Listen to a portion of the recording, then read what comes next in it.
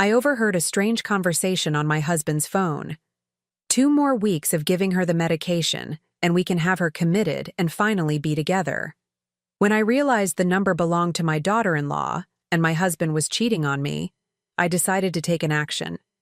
I'm glad to have you here. Follow my story until the end and comment the city you're watching from so I can see how far my story has reached. I never thought a simple Wednesday afternoon would shatter my entire world. At 60, I believed I had seen enough of life's surprises. I was wrong. Everett had left his phone on the kitchen counter while he went to shower.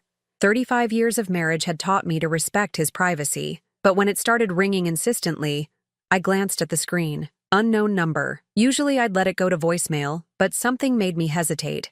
Maybe it was the persistent way it kept ringing, or maybe it was intuition warning me that my comfortable life was about to crumble. "Hello?"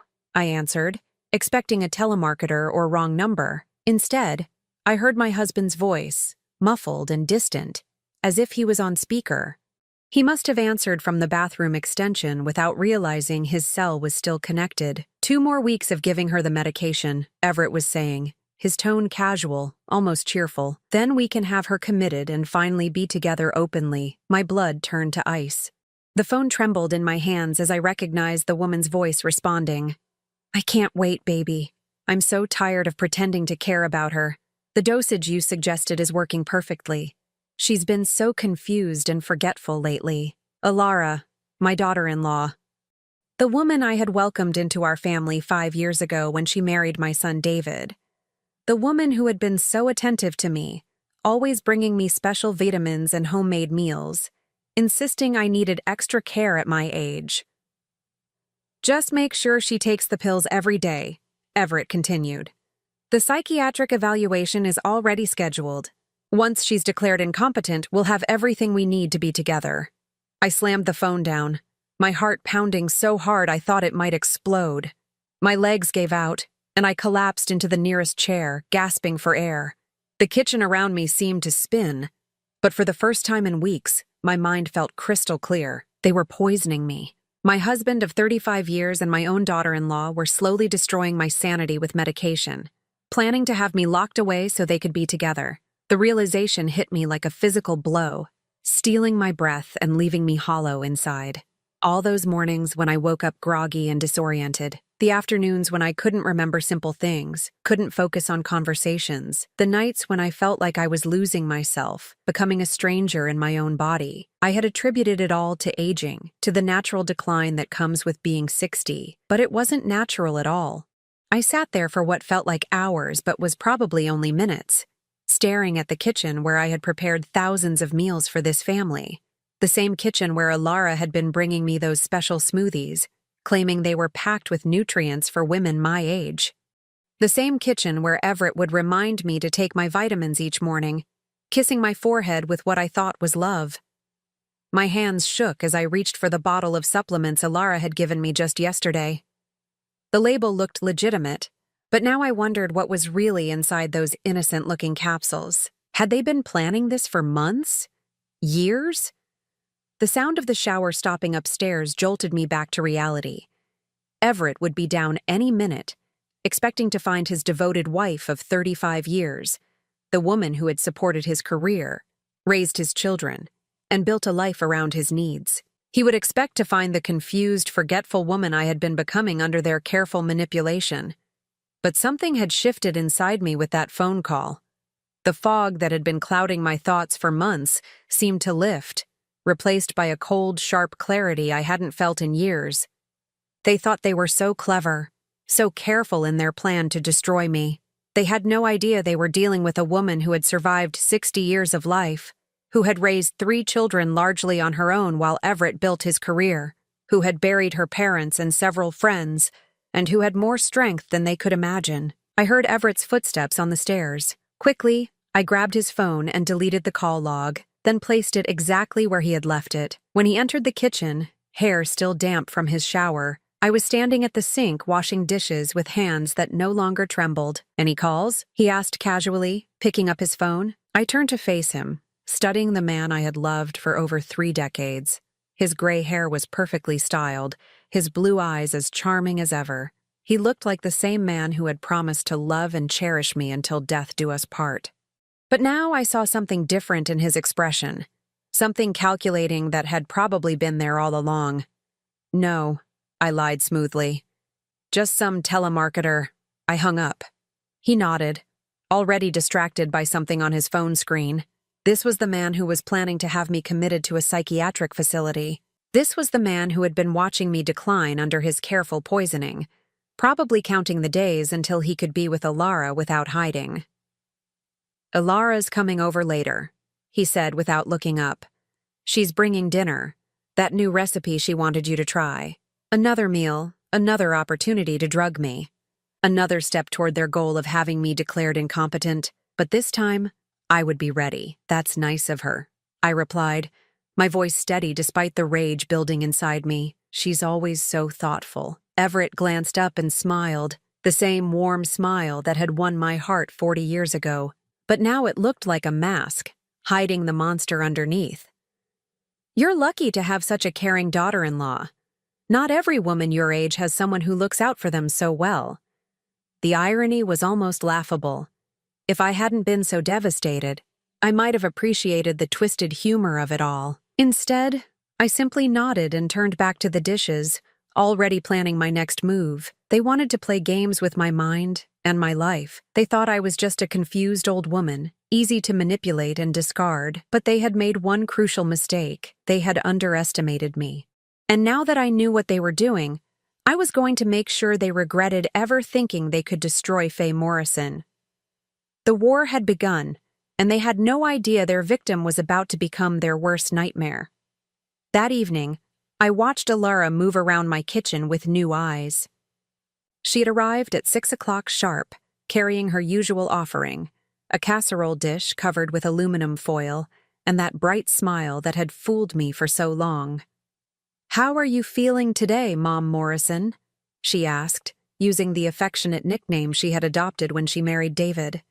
The concern in her voice sounded so genuine, so caring. If I hadn't heard that phone conversation, I would have been touched by her attention. "A little tired," I admitted, which wasn't a lie. The emotional weight of the day's discovery had drained me completely. "But better now that you're here." She beamed at that, her blonde hair catching the light as she busied herself setting the table. Alara was beautiful. There was no denying that. At 32, she had the kind of effortless elegance that had probably caught many men's attention throughout her life, including, apparently, my husband's. "I brought your favorite tonight," she said, pulling out a covered dish. "Chicken and rice with those herbs you love. I added some extra ingredients that are supposed to help with memory and energy." Extra ingredients. My stomach clenched, but I forced myself to smile. "You're so thoughtful, sweetheart. I don't know what I'd do without you." "Oh, you'll never have to find out," she replied, and something in her tone made my skin crawl. "I'll always take care of you." As she served the food, I found myself studying her movements with forensic attention. Alara was a registered nurse, I remembered. She had met David at the hospital where she worked, during one of his visits to see a friend. She had access to medications, knowledge of dosages, and the training to know exactly how to incapacitate someone gradually without leaving obvious traces. The pieces of the puzzle began falling into place with terrifying clarity. Those special vitamins she had been bringing me for months, claiming they were specifically formulated for women over 60, the way she always insisted on preparing my morning coffee when she visited. The smoothies she made with superfoods that would boost my cognitive function. Every single gesture I had interpreted as love and care was actually an act of slow, methodical poisoning. "Where's David tonight?" I asked, trying to keep my voice casual as I pushed the food around my plate. I couldn't bring myself to take a bite, knowing what was probably in it. "Working late again," she sighed. "You know how dedicated he is to his patients." David was a veterinarian, often called away for emergencies. It occurred to me now that his schedule provided perfect cover for his wife's visits to his parents' house. How long had this been going on? How many times had she been here alone with me, slowly poisoning me while my son was away saving animals? Everett chose that moment to join us, appearing in the kitchen with the same warm smile he had given me for 35 years. "Smells wonderful in here," he said, kissing Alara's cheek in greeting. I watched the interaction carefully. There was nothing overtly inappropriate about it, but I noticed things I had missed before. The way his hand lingered on her shoulder, the way she looked up at him with an expression that went beyond mere affection for a father-in-law, the subtle intimacy that spoke of shared secrets and private moments. How long has this been going on? I wondered. But I already suspected I knew the answer. The memory came back to me with painful clarity. 6 months ago, when I had walked into the living room and found them sitting closer together on the couch than seemed necessary. At the time, I had dismissed it, telling myself I was imagining things. Alara had been showing Everett photos on her phone, and they had sprung apart when I entered, both looking slightly guilty. I had convinced myself it was nothing. Now I realized it was everything. "You're not eating much tonight, Mom Morrison," Alara observed, her brow furrowed with fake concern.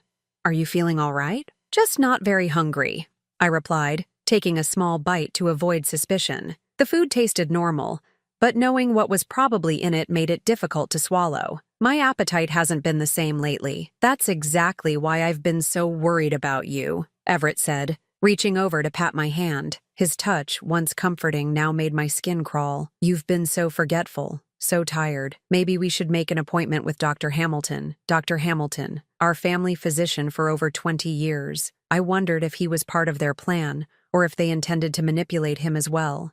How easy would it be for a concerned husband and daughter-in-law to convince a doctor that an older woman was showing signs of dementia or depression, especially if that woman had been acting confused and disoriented for months due to unknown medication? "I've been thinking the same thing," Alara chimed in.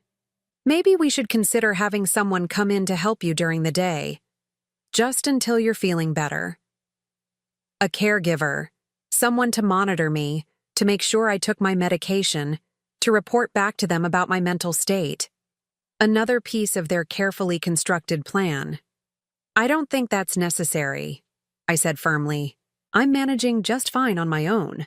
Everett and Alara exchanged a look that they probably thought I was too confused to catch, but I saw it clearly, the silent communication between conspirators, the shared frustration that their victim wasn't cooperating as expected. "Of course you are, dear," Everett said in the patronizing tone that I now realized he had been using for months. "But it wouldn't hurt to have some extra help around the house, someone to make sure you don't forget to take your vitamins." Those vitamins again. I made a mental note to have them analyzed as soon as possible. If I was right, they would contain substances far more dangerous than the calcium and vitamin D listed on the label. After dinner, I excused myself to use the bathroom, but instead of going upstairs, I slipped into Everett's home office. I had about 5 minutes before they would start looking for me, and I needed to search for evidence of their plan. Everett's computer was password protected, but I knew him well enough to guess. It was my birthday, the same password he had been using for years. The irony wasn't lost on me that he was using the date of my birth to hide his plan for my destruction.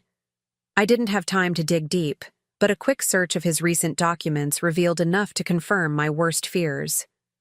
There were emails to psychiatric facilities, inquiries about long-term care options, and correspondence with a lawyer about updating our will, all dated within the past 3 months. My hands shook as I closed the browser and cleared the history. They weren't just planning to drug me into compliance. They were planning to erase me entirely, to lock me away where I couldn't interfere with their relationship or challenge their claim to my assets. "Faye, are you all right up there?" Everett's voice called from downstairs. "Just a minute," I called back, forcing my voice to sound weak and confused. If they wanted to see a declining old woman, I would give them exactly what they expected. It would make my eventual victory all the sweeter. When I returned to the kitchen, Alara was packing up the leftover food. "I'm leaving this for you to have tomorrow," she said, placing the container in my refrigerator. "Make sure you eat it all. You need to keep your strength up." More poison for tomorrow, more steps toward their goal. "Thank you, sweetheart," I said, giving her what I hoped looked like a grateful smile. "You take such good care of me." She hugged me goodbye, and I forced myself not to recoil from her touch. "Get some rest tonight, Mom Morrison. And don't forget to take those vitamins I brought you." After they left, I stood alone in my kitchen, surrounded by the remnants of their deception. The special meal sat in my refrigerator, waiting to continue its slow work of destroying my mind. The bottle of vitamins sat on the counter, innocent-looking capsules that were anything but innocent. For the first time since the phone call that afternoon, I allowed myself to truly feel the depth of their betrayal. 35 years of marriage, destroyed by greed and lust. A daughter-in-law I had loved like my own child, revealed as a calculating predator.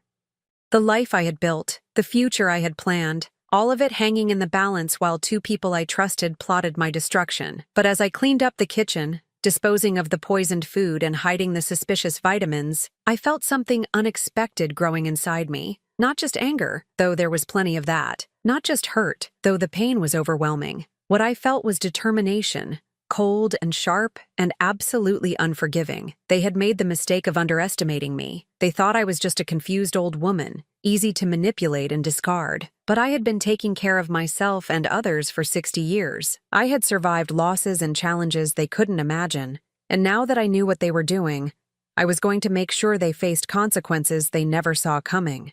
The game was just beginning, and I intended to win. The next morning, I woke up earlier than I had in months. For the first time in weeks, my head felt clear, my thoughts sharp. The absence of whatever they had been putting in my food was already making a difference, and I felt like myself again, a feeling I hadn't realized I'd been missing. Everett was still asleep beside me, snoring softly like he had every morning for 35 years. Looking at him now, I felt nothing but disgust. This man had shared my bed, my dreams, my entire adult life.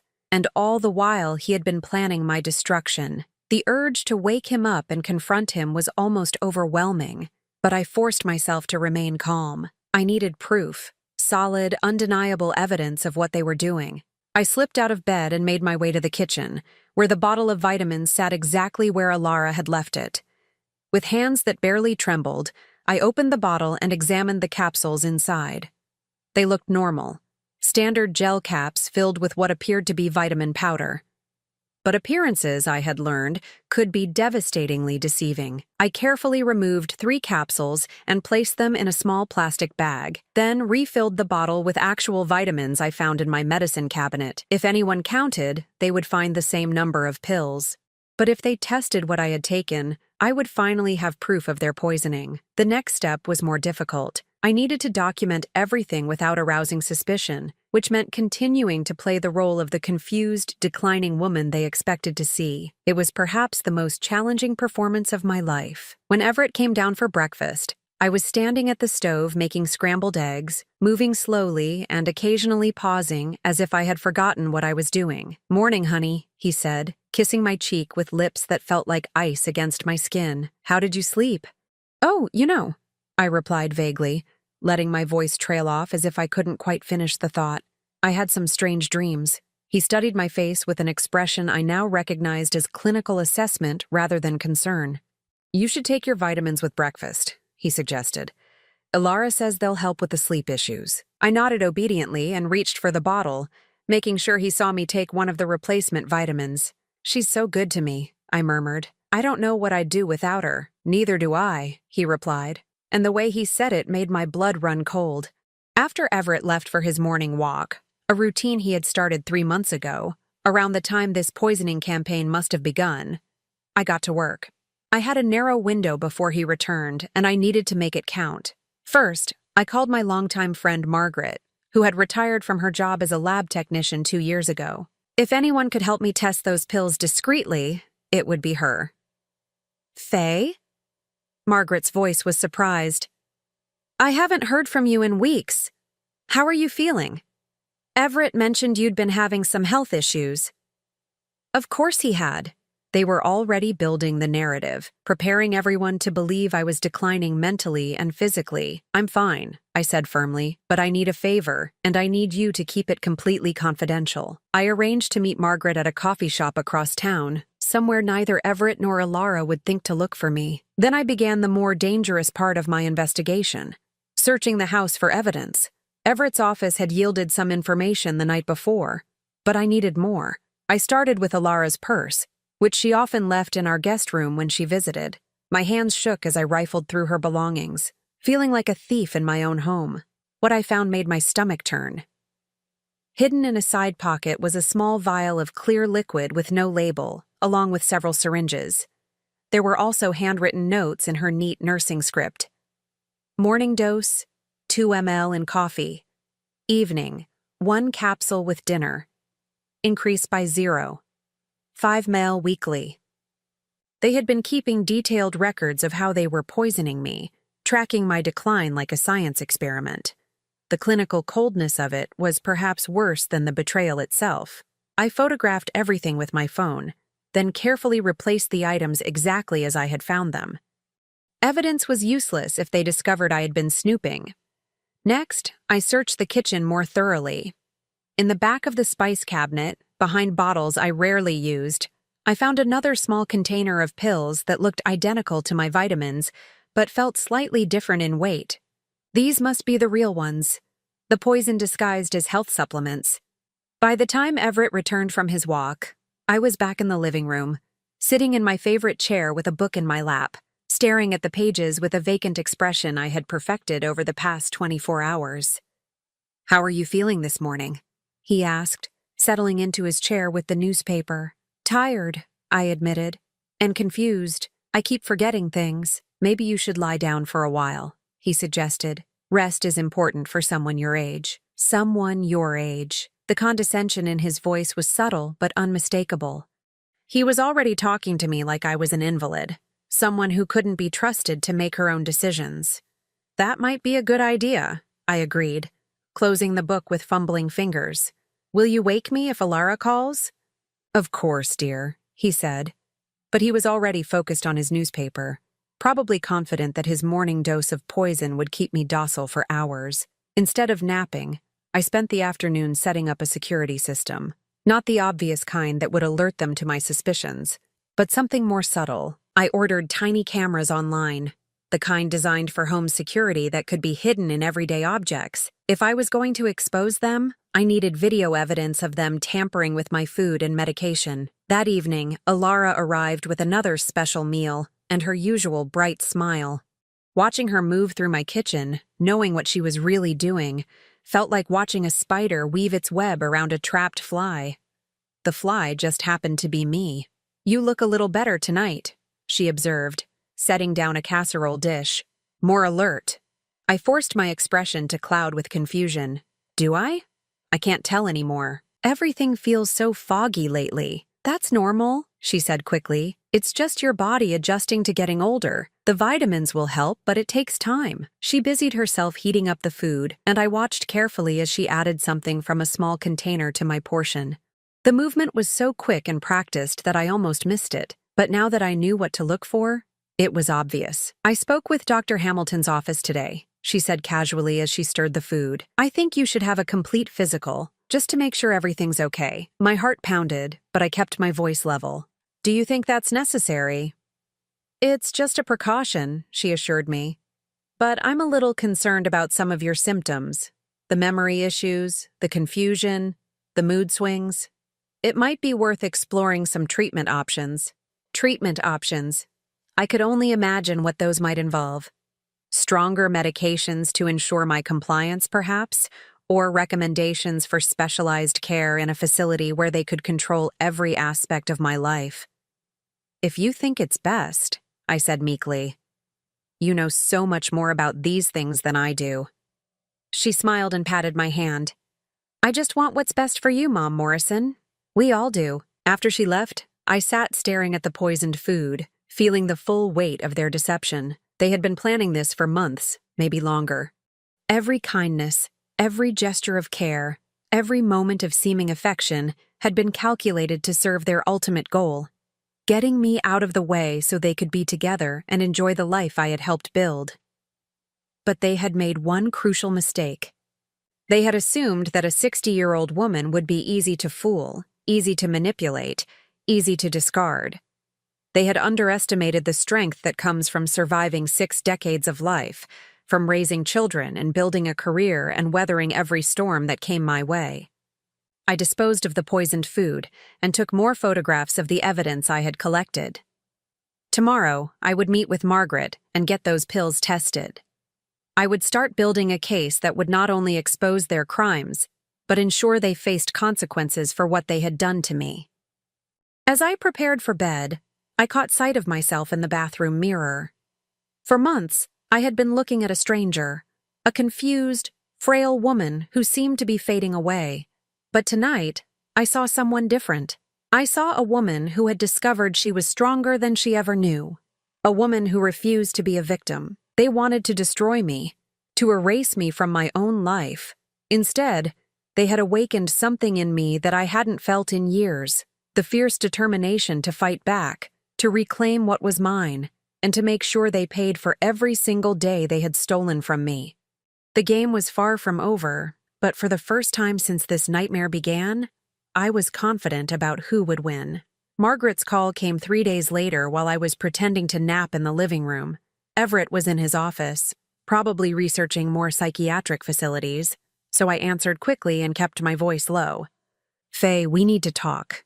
Margaret's voice was tight with concern. "Those pills you gave me. What you suspected was right. They contain a cocktail of sedatives and anti-anxiety medications that would definitely cause confusion, memory loss, and disorientation. Whoever has been giving these to you has been systematically drugging you for months. Even though I had known the truth, hearing it confirmed hit me like a physical blow." "How much damage could they have done?" I whispered. "Long term? Probably not much, since you stopped taking them when you did. But Faye..." Margaret's voice dropped. "The combination they were using could have killed you if they'd increased the dosage much more. This isn't just about making you compliant. At higher levels, this could cause respiratory depression, cardiac issues. You need to take this to the police." After I hung up, I sat in the gathering darkness of my living room, letting the full reality sink in. They hadn't just been planning to have me committed. They had been willing to risk killing me to get what they wanted. The casual evil of it was breathtaking, but I wasn't ready to involve the police yet. I wanted them to confess, to reveal the full scope of their plan, to show their true faces without the masks they had been wearing for so long.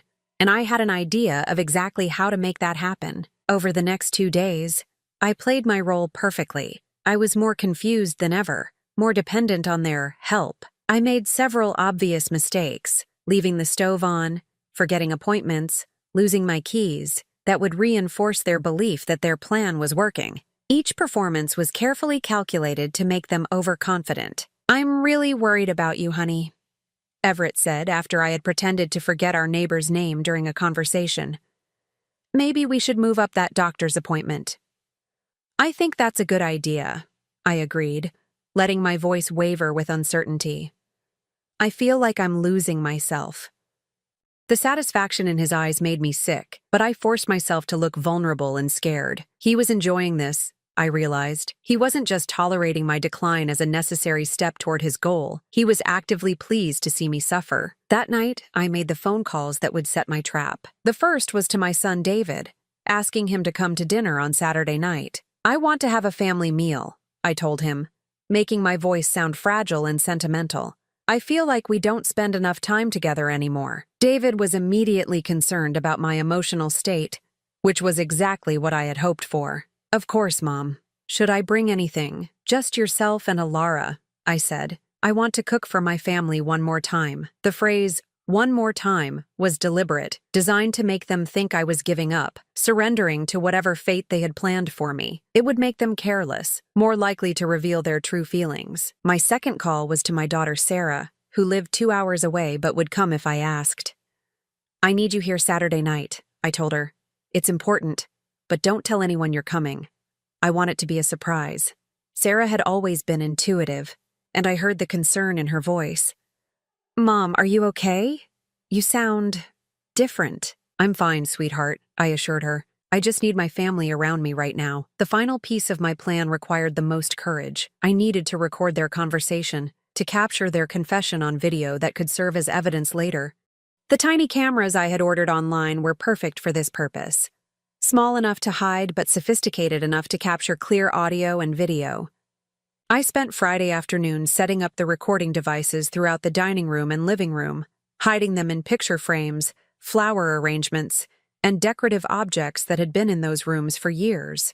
If everything went according to plan, I would have multiple angles of whatever confession I could provoke. Saturday morning, I began preparing what I privately thought of as the Last Supper, though I intended for it to be their last meal in my house, not mine. I cooked all of Everett's favorite foods, put fresh flowers on the table, and even opened a bottle of expensive wine we had been saving for a special occasion. If I was going to destroy my marriage and expose my daughter-in-law's treachery, I might as well do it in style.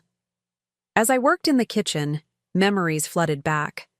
35 years of family dinners, holiday celebrations, birthday parties. This house had been filled with laughter and love, or what I had thought was love. How many of those moments had been genuine? How long had Everett been planning to replace me with someone younger, more convenient? "Something smells wonderful," Everett said, appearing in the kitchen doorway. "You've outdone yourself tonight." I smiled at him, the expression feeling like broken glass on my face. I wanted tonight to be special. For us. He came up behind me and put his arms around my waist, a gesture that once would have made me feel loved and secure. Now it felt like a snake coiling around its prey. "I love you, Faye," he murmured against my ear. The lie was so smooth, so practiced, that I almost admired his skill. Almost. "I love you too," I replied, and for the first time in days, I wasn't acting. I had loved him, completely and without reservation, for 35 years. The fact that he could throw that away for a younger woman's attention was perhaps the most heartbreaking part of this entire nightmare. David and Alara arrived at 6 o'clock, with David carrying flowers, and Alara bearing her usual offering of special supplements for me. "I brought you a new multivitamin," she said, kissing my cheek with lips that felt like ice. "This one is specifically designed for cognitive function. More poison, wrapped in the guise of care." I accepted the bottle with trembling hands, playing the role of the grateful, confused victim one last time. "You're so good to me, sweetheart," I said, loud enough for the hidden cameras to capture. "I don't know what I would do without you taking care of me." "You'll never have to find out," she replied, and the promise in her voice sounded more like a threat. We made small talk during cocktails, the conversation flowing with the ease of people who had shared hundreds of evenings like this one.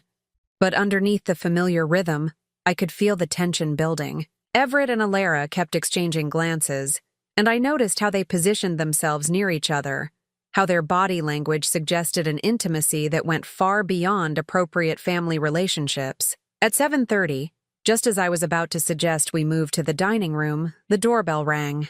"I wonder who that could be," I said innocently, though my heart was pounding with anticipation. When I opened the door, Sarah stood there with a confused expression on her face. "Mom? I thought you said—" "Oh." Her eyes took in the scene behind me, the family dinner I had apparently forgotten to mention, the elegant table setting, the obvious special occasion atmosphere. "Sarah!" David jumped up in surprise. "What are you doing here?" Sarah looked between me and the others, clearly sensing undercurrents she didn't understand. "Mom asked me to come. She said it was important." Now, all eyes were on me, and I let confusion cloud my expression as if I genuinely couldn't remember making the phone call. "Did I?" "I'm sorry, sweetheart. I've been so forgetful lately." The look that passed between Everett and Alara was electric with tension. This wasn't part of their plan, and they didn't know how to handle the deviation from their script. "It's fine," Alara said quickly, her nursing training kicking in as she moved to manage the situation. "We can set another place. The more family, the better." But I could see the calculation in her eyes, the rapid assessment of how Sarah's unexpected presence might affect whatever they had planned for tonight. They had been counting on this being an intimate family dinner, where they could continue to reinforce the narrative of my declining mental state. Sarah's arrival changed the dynamic entirely. As we finally sat down to dinner, I looked around the table at the people who had once represented everything I loved most in the world. My husband of 35 years, who was planning to have me committed to a psychiatric facility. My daughter-in-law, who had been systematically poisoning me while pretending to care. My son, who remained oblivious to the betrayal happening right under his nose. And my daughter, who sensed something was wrong but couldn't quite put her finger on what it was. The stage was set, the cameras were recording, and I was ready to bring this charade to an end. What they didn't know was that by the end of this meal, everyone at this table would know exactly what kind of people Everett Morrison and Alara Morrison really were. I raised my wine glass, my hand steady despite the magnitude of what I was about to do. "I'd like to propose a toast," I said, my voice clear and strong for the first time in months, to family, to the people we trust most in the world. As they raised their glasses, I saw my reflection in the dining room mirror behind them. For the first time in months, I looked like myself again, not a victim, but a woman who was about to reclaim her life and destroy the people who had tried to steal it from her. We clinked glasses and drank, the wine tasting bitter with the weight of what I was about to reveal. I had planned this moment for days, but now that it was here, my heart hammered against my ribs like a caged bird desperate for freedom. "This is lovely, Mom," David said, cutting into his steak. "You really outdid yourself tonight." I smiled at my son, memorizing his face in this last moment of innocence. In a few minutes, his world would shatter just as completely as mine had when I overheard that phone conversation. But he deserved to know the truth, even if it destroyed him. "I wanted tonight to be special," I said, setting down my wine glass with deliberate care, "because I have something important to tell all of you." Sarah looked up sharply, her maternal instincts picking up on something in my tone. Everett went very still, his fork frozen halfway to his mouth. Alara's smile faltered, replaced by a wariness that she tried to hide behind another sip of wine. "Actually," I continued, my voice growing stronger with each word, "I have several things to tell you, starting with the fact that I know exactly what's been happening to me." The silence that followed was deafening. David looked confused, Sarah concerned, but it was the expressions on Everett and Alara's faces that confirmed everything I had suspected. Guilt, fear, and underneath it all, a cold calculation, as they tried to figure out how much I knew and how to contain the damage. "Mom, what are you talking about?" David asked, his voice gentle but puzzled. I reached into my purse and pulled out the bottle of vitamins Alara had given me that evening, setting it on the table with a soft click. "I'm talking about these. The special supplements that my loving daughter-in-law has been bringing me for months. The ones that have been making me confused and forgetful and tired." Alara's face went pale, but she maintained her composure with impressive skill. "Mom Morrison, you're not making sense. Those are just vitamins. They're supposed to help you feel better." "You're right. They are vitamins," I agreed.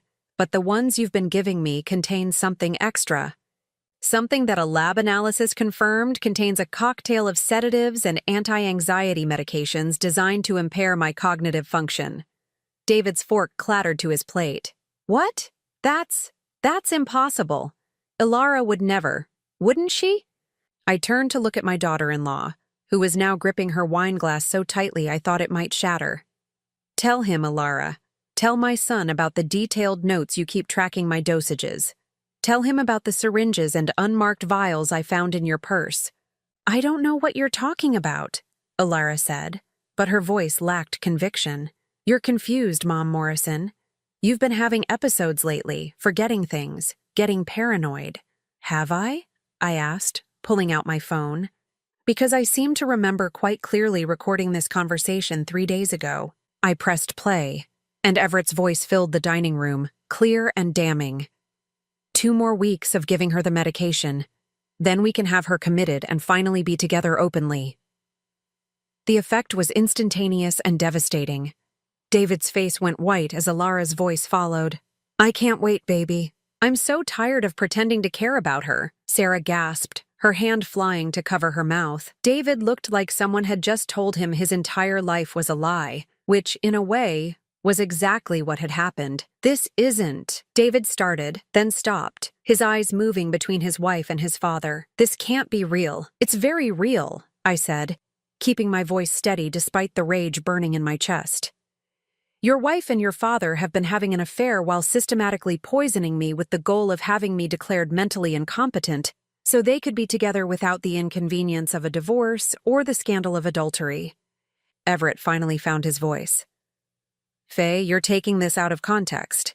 That conversation wasn't. Wasn't what? I snapped, my composure finally cracking. Wasn't you planning to drug me into a psychiatric facility so you could openly sleep with our son's wife? Wasn't you counting down the days until you could have me locked away like some inconvenient secret? You don't understand, Alara said desperately, turning to David with tears in her eyes. Your mother has been so difficult lately, so paranoid and accusatory. We were just trying to help her. By poisoning her? Sarah's voice cut through the air like a whip. By planning to have her committed to a mental institution? It wasn't supposed to be permanent, Everett said, and the casual way he said it made my blood run cold. Just until she could get the help she needs. The help I need? I laughed, and the sound was bitter and sharp. The only help I needed was protection from the two people I trusted most in the world. David had been silent through this exchange, staring down at his plate as if it contained the answers to questions he didn't know how to ask. When he finally looked up, his eyes were filled with a pain so deep it made my heart ache for him. How long? He asked quietly. Alara reached for his hand, but he pulled away from her touch like she was toxic. David, please. How long have you been sleeping with my father? It's not what you think, she said, but even she seemed to realize how hollow that sounded. 8 months, Everett answered when she couldn't. It started 8 months ago. I felt something break inside me at the confirmation. 8 months of lies, of betrayal, of watching me decline under their careful poisoning while they planned their future together. 8 months of Everett sleeping beside me every night while dreaming of another woman. 8 months of Alara kissing my cheek and calling me Mom while secretly working to destroy me. 8 months, I repeated. And how long have you been drugging me? They exchanged a look, and I saw the moment they decided to stop pretending. 6 months, Alara said quietly, since we decided to be together permanently. Permanently, Sarah said, her voice shaking with rage. You mean since you decided to get rid of Mom? We weren't going to hurt her, Everett protested. But the words sounded weak even to him. The plan was to have her cared for in a nice facility, somewhere she would be safe and comfortable. While you took over her life, her home, her assets, Sarah shot back. How convenient. David finally spoke again, his voice hollow with devastation. All those times you said you were working late, you were with him. All those times you came here to check on Mom, you were poisoning her. And his voice broke. I thanked you for taking such good care of her. The pain in my son's voice was almost unbearable. In trying to destroy me, they had also destroyed him, shattered his faith in love and family, and everything he had believed about his life. David, please listen, Alara begged. I do care about your mother. I never wanted to hurt her. You were killing her, Sarah said flatly. That combination of drugs could have caused cardiac arrest or respiratory failure. You were willing to kill our mother to get what you wanted. That's not true, Alara protested, but she couldn't meet anyone's eyes. Isn't it? I asked. Because according to the lab analysis, if you had increased the dosage much more, that's exactly what would have happened. Were you planning to increase it, Alara? Was the next step in your plan to give me a fatal overdose and make it look like an accident? Her silence was answer enough. The room felt like a tomb, heavy with the weight of revelations that could never be taken back. David was crying now, silent tears streaming down his face as he stared at the woman he had married, the woman he had trusted with his heart and his family. Sarah looked like she wanted to reach across the table and strangle both Everett and Alara with her bare hands. I want you both out of my house, I said finally, my voice steady and cold. Now, tonight. And I never want to see either of you again. Faye, please, Everett started, but I held up my hand to stop him. You've said enough. You've done enough. The only reason I'm not calling the police right now is because I want you to understand exactly what you've lost before I destroy you completely. Alara stood up abruptly, her chair scraping against the floor. "This is insane. You can't prove any of this."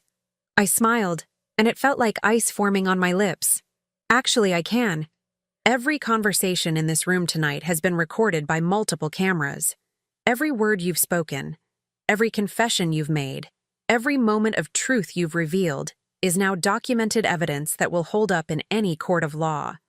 The blood drained from both their faces as they realized the full scope of their defeat. They had walked into my trap so completely, so willingly, that they had handed me everything I needed to destroy them both. "You set us up," Everett said, and for the first time since this nightmare began, he looked at me with something approaching respect. "I protected myself," I corrected. "Something I should have been able to trust you to do for the past 35 years. As they gathered their things to leave, I watched them with the cold satisfaction of someone who had just won a war they never knew they were fighting. But victory, I was discovering, tasted nothing like I had expected. It was bitter and hollow, and tinged with a sadness that went deeper than anger or betrayal. When the door closed behind them, the three of us sat in silence for a long moment, surrounded by the wreckage of our family dinner and our family itself. Tomorrow would bring lawyers and police reports and the painful process of rebuilding a life that had been nearly destroyed by the people I had trusted most. But tonight, for the first time in months, I was finally free to be myself again. Not the confused, declining woman they had tried to make me, but the strong, determined woman I had always been. The woman who had just reclaimed her life from the people who had tried to steal it. 6 months later, I stood in the kitchen of my new cottage, morning sunlight streaming through windows that looked out onto a garden I had planted with my own hands. The silence was profound, not the oppressive quiet of deception and manipulation, but the peaceful stillness of a life finally lived on my own terms. The cottage was small, nothing like the grand house where I had spent 35 years of marriage, but every inch of it belonged to me. No hidden cameras needed here. No locked doors or suspicious glances. Just space to breathe, to heal, to remember who I was before they tried to erase me. My phone buzzed with a text from Sarah. "Coffee later? I have news about the trial." The legal proceedings had been swift once the evidence was presented. The recordings from that final dinner, combined with the lab analysis of the poisoned supplements and the medical records showing the systematic poisoning, had built an airtight case. Everett and Alara had both been charged with attempted murder, conspiracy, and elder abuse. Their lawyers had tried to negotiate plea deals, but I had refused every offer. They would face trial for what they had done to me. David had filed for divorce within a week of that devastating dinner. The annulment had been finalized 3 months ago, and he was slowly rebuilding his life with the help of a therapist who specialized in family trauma. We met for lunch once a week now, these quiet meals where we talked about everything except the people who had betrayed us both. He was dating someone new, a kind woman named Rebecca who worked at the animal shelter where he volunteered on weekends. She had gentle eyes and a laugh that didn't sound calculated, and when I saw them together, I felt hopeful for the first time in months that good people still existed in this world. "Mom?" Sarah's voice called from the front door. She had taken to stopping by unannounced, something that would have annoyed me in my old life but now felt like a gift. She was protective of me in ways she had never been before, as if nearly losing me had awakened something fierce and maternal in my grown daughter. "In the kitchen," I called back, pouring 2 cups of coffee from the pot I had learned to make perfectly for one person who sometimes had visitors. Sarah entered with her laptop bag and a folder thick with legal documents. As the victim advocate assigned to my case, she had thrown herself into ensuring justice with the same determination she brought to everything in her life. "The prosecutor called this morning," she said, settling into the chair across from me. "They found something else." I raised an eyebrow, curious but no longer afraid. Nothing they could discover would shock me now. I had already learned the worst about the people I had loved. "Alara's been doing this before," Sarah continued, opening the folder. "They found evidence that she targeted at least 2 other elderly patients during her nursing career. Both died under suspicious circumstances, but the deaths were attributed to natural causes at the time." A chill ran down my spine. I had been lucky to discover their plan when I did. If I had remained oblivious for much longer, I might have become another natural causes statistic in Alara's pattern of predatory behavior. They're upgrading the charges, Sarah said. Multiple counts of attempted murder, conspiracy to commit murder, and they're reopening the investigations into those previous deaths. I sipped my coffee, feeling a grim satisfaction. Justice, it seemed, had a long memory and an even longer reach. What about Everett? I asked. Sarah's expression darkened. He's trying to claim he was manipulated by Alara, that she seduced him into the scheme. His lawyer is painting him as another victim. I laughed, but there was no humor in the sound. 35 years of marriage, and he still thinks I don't know him well enough to see through his lies. The prosecutor isn't buying it, Sarah assured me. The recorded conversations make it clear he was an equal partner in planning your elimination. Elimination. Such a clinical word for murder, for the systematic erasure of a person's life and identity. But clinical was exactly what their plan had been. Cold, calculated, and completely without remorse until they were caught. There's something else, Sarah said, her tone gentling. The insurance investigation found irregularities in the life insurance policy Everett took out on you 8 months ago. He increased your coverage to $2 million right around the time the affair started. $2 million, the price they had placed on my life, or rather, on my death. It was almost flattering in a twisted way. At least they had considered me valuable, even if only as a corpse. Well, I said, stirring cream into my coffee with steady hands, at least I know what I was worth to them. You're worth so much more than that, Mom, Sarah said fiercely. To all of us who really love you. I reached across the table and squeezed her hand. I know that now.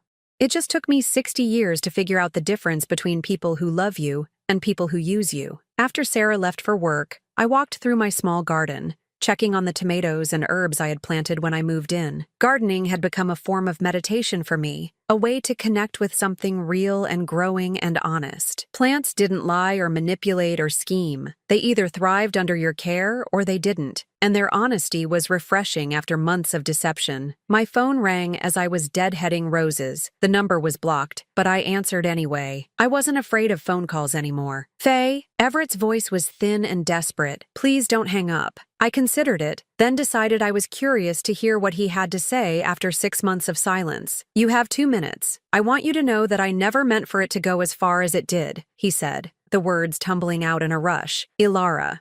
She convinced me that you were declining anyway, that we were just helping speed up the inevitable. The inevitable, I repeated. You mean my death? Not death, he protested. Just transition to a place where you could be cared for properly. While you and my daughter-in-law enjoyed my house, my money, and my absence, silence stretched between us, filled with 35 years of shared history that felt like someone else's life now. I loved you once, he said finally. I want you to know that. Once, I agreed, but not enough to keep loving me when something better came along. Faye, please, save it for your therapist, Everett. Or better yet, save it for your cellmate. I hung up and blocked the number, then stood in my garden, breathing in the clean air and feeling lighter than I had in months. His voice had no power over me anymore. His words couldn't hurt me, couldn't make me doubt myself or question my worth. That frightened, confused woman they had tried to create was gone, replaced by someone stronger than I had ever imagined I could be. That evening, David came by with takeout Chinese food and stories about his day at the veterinary clinic. We ate on my small patio, surrounded by the flowers I had planted and the wind chimes Sarah had given me for my new home. As we talked about everything and nothing, I watched my son's face relax in ways it hadn't in months. The haunted look was fading, replaced by something that might eventually become peace. I've been thinking about moving, he said as we cleaned up the dinner containers. Starting fresh somewhere new. That might be good for you, I agreed. Sometimes a change of scenery helps you see yourself more clearly. He smiled at that, the first genuine smile I had seen from him since that terrible dinner 6 months ago. Is that what this place is for you? A way to see yourself clearly? I looked around my small cottage, at the life I had built from the ruins of my marriage, and felt a deep sense of satisfaction. This place is me remembering who I was before I became who they wanted me to be. And who is that? He asked. I considered the question seriously. Someone who doesn't need anyone else's permission to exist. Someone who knows her own worth. Someone who won't be anyone's victim ever again. 3 weeks later, Sarah called with the news I had been expecting. Both Everett and Alara had been found guilty on all charges. Everett received 15 years for attempted murder and conspiracy. Alara, with her history of targeting elderly patients, was sentenced to life without parole. "It's over, Mom," Sarah said, her voice thick with emotion. "They can't hurt you anymore." But I had already known it was over. It had been over the moment I stopped being afraid of them, the moment I chose to fight back instead of accepting the role of victim they had assigned me. The trial was just paperwork, legal formalities to close a chapter that had already ended in my heart. That night, I sat on my patio with a glass of wine, watching the stars appear in the darkening sky. Somewhere out there, Everett was beginning his first night in prison, probably still convinced that he was the real victim in this story. Alara was facing the rest of her life behind bars. Her predatory career finally ended, but I was here, in my own space, surrounded by things I had chosen, and people who loved me without conditions or ulterior motives. At 60, I had discovered something many people never learn, that the most profound freedom comes not from getting what you want, but from no longer needing what you thought you couldn't live without. I raised my glass to the stars, to the woman I had been, and the woman I had become.